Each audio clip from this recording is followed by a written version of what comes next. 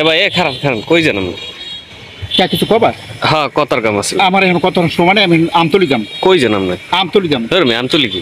আরে আমতলি যাম। ও তুমি কি শোন নাই? না না না আরে মাহবুব, ওই যে আমতলি গুলশেখালি আছে না, আমতলি উপজেলার যে গুলশেখালি, ওই গুলশেখালি ওই জাহিদুল গরামি আছে, জাহিদুল গরামি, ওই জাহিদুল গরামির স্ত্রী নাসরিন বেগম হে করছে কি ওই জাহিদুলের টুনটুনি কাটতে দিছে।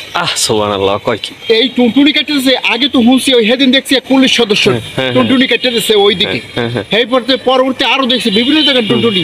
আহারে আল্লাহ, এই টুনটুনির খবর এখন আমাকে আমতলি অর্থাৎ আমাকে এই কলাপাড়া পাশের জেলায় গো, ঠিক আছে। আর কি সাহস, কি সাংঘাতিক মহিলা মানুষ। হ্যাঁ ভাই, তো ওই টুনটুনির দিকে নজর পড়ছে কা? তোরা ইদানিং দেখি একটা কিছু হইলি প্রেমিকের টুনটুনি কর্তন, সাবেক স্বামীর টুনটুনি কর্তন, এবার তুই নিজের স্বামীর টুনটুনি কর্তন করে ফেলাইছে।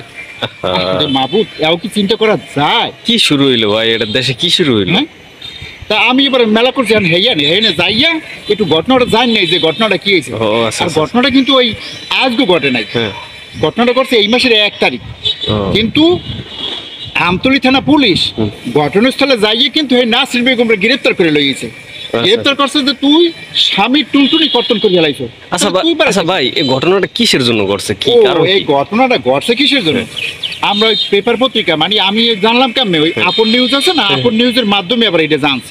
এইটা জানছি এখানে পড়ে দেখছি কি যে ওই করছে ওই স্বামী নাকি আরো নিয়া করছে। নিয়ে তো করতে পারে, নিয়ে তো সাইডে করা যায়। স্বামী নাকি ওই গোপনে নিয়ে আসছে, বউ ডাকা যাইয়া করার পর এরপরে বউ অনেক বুঝাইছে যে বউ আমি তো ভুল করে লাইছি, আমি তো ভুল করে লাইছি, এখন তুমি ওই বউ মানিয়ে নিয়া দুইজনে বান্ধবীর মতো চলো, একসাথে থাই, একসাথে বউ ও বাবা কে আমার ঘরে আমি হতেন এত কোনোভাবেই রাজি না।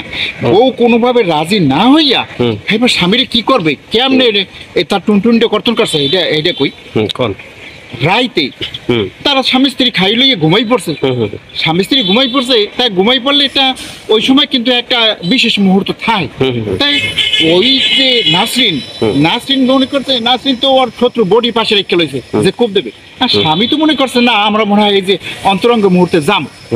কিন্তু সেইখানে যে বেচারার ওই বডি বাইর করে টুস করে একটা কোপ দিয়ে দিয়েছে। এই বাইরেও মাগো বাবাকে করে চেক করে দিয়েছে।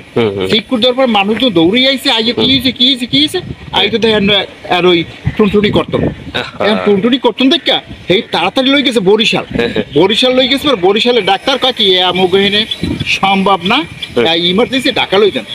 এরপর সেই লই ঢাকা গেছে, কারণ ওর হয়েছে কি ডাক্তার জানাইছে ওই 100%-এর 95%-ই কাটতে লাইছে, বাহি আছে মাত্র 5%। তাই 5% দেখি আর কি হইবে? না না না, কোনো সুযোগ আছে? সম্ভব না। এই জন্য আমি ওই মহিলাকে কই যে আপা আমরা কিনলে গিয়ে টুনটুনির উপরে নজর দিচ্ছেন, এই টুনটুনির উপর নজর দিচ্ছেন, দেখবেন দেশে এগুলো বাইরে যাইবে। অতএব এগুলো করেন, এগুলো তো আমরাই হাত দিয়ে আনতেছি। আপনার ভালো লাগে না, আপনি সংসার সাইডে অন্য কোথাও চলে যান, ঠিক না? আমি এই স্বামী সংসার করবো না, আমি আর এক জায়গায় আমি বাবু তোমার ভাত খামো না, তুমি যদি নিয়ে করছো তা নিয়ের বলেই খাও না, আর টুনটুন কর্তন করে দেওয়া লাগবে। এটাও হচ্ছে আইনত একবারে দণ্ডনীয় একটা অপরাধ। কারণ এই স্পর্শকাতর জায়গায় যারা আঘাত করে এরা মানুষ হইতে পারে না, সে নারী হোক কিংবা পুরুষ হোক। তবে আমতলী থানাকে ধন্যবাদ জানাই যে সাথে সাথে গিয়ে কিন্তু এই নাসরিন বেগমকে আটক করেছে, এবং আমরা চাই যে এই নাসরিন বেগমের উপযুক্ত বিচার হোক। কারণ এই যদি বিচার না হয় তাহলে দেশের পর দেশে একের পর এক এরকম টুনটুন কর্তনের ঘটনা চলবে। আমি যাই ভাই, আমি খবরটা ঠিক আছে ভাই, আমি আই আমলে কথা কম ভাই।